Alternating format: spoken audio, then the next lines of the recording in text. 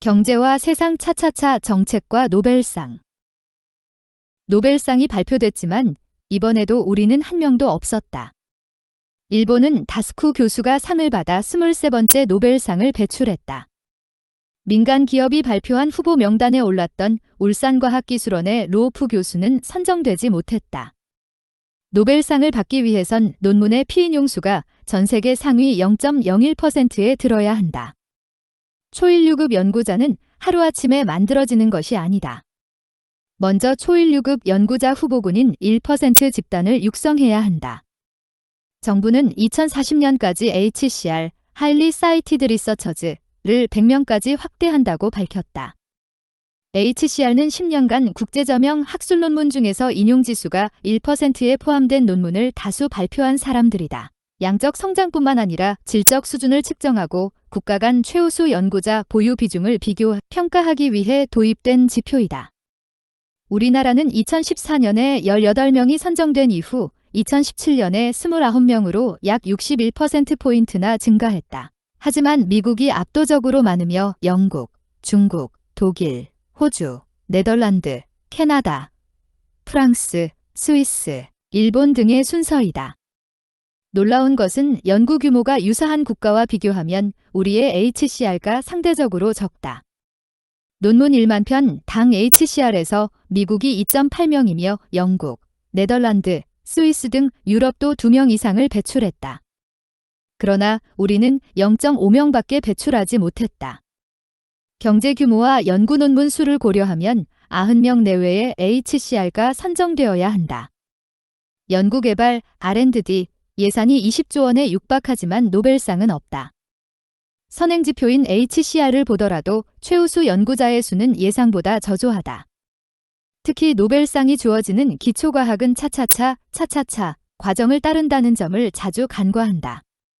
차차차는 영어 차아지, 차어지, 찰런지, 챌린지, 찬스를 축약한 것이다.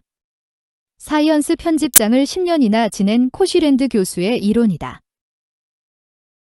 첫째, 발견은 누구나 알고 있는 보편적 현상이지만 보통 사람들이 본 것과 다르게 인식하고 생각하여 나온 발견이다. 대표적으로 뉴턴은 나무에서 떨어지는 사과에서 중력을 발견했다. 멘델은 자녀가 부모와 닮았다는 지나칠 수 있는 사실에서 유전 법칙을 찾았다. 둘째, 찰런지 발견은 이상 징후를 찾아내고 해결 방법을 제공하는 것이다. 가끔 많은 사람들이 일상적 패턴에서 벗어난 현상을 인지하지만 대개는 간과한다. 찰런지 발견자는 이러한 불규칙성의 중요성을 깨닫고 새로운 개념을 찾는다. 광속불변의 원리에서 아인슈타인은 특수상대성 이론을 고안했다.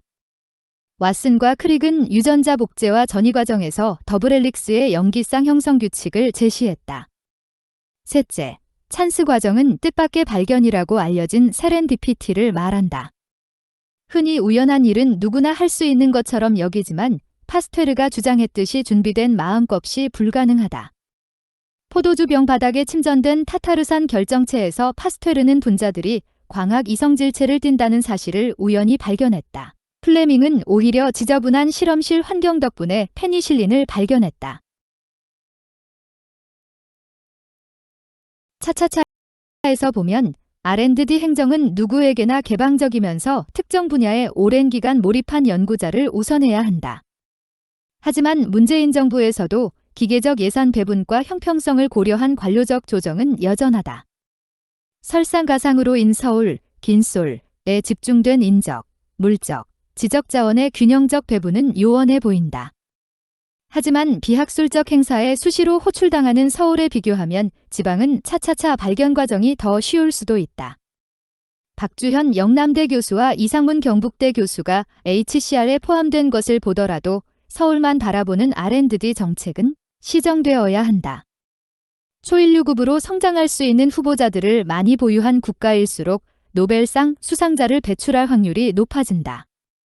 그리고 R&D 예산이란 창조적 과정을 이해하고 새로운 지식 축적과 첨단 기술 개발을 촉진하기 위한 것인 만큼 서울과 지방의 차별 없이 지원되어야 한다.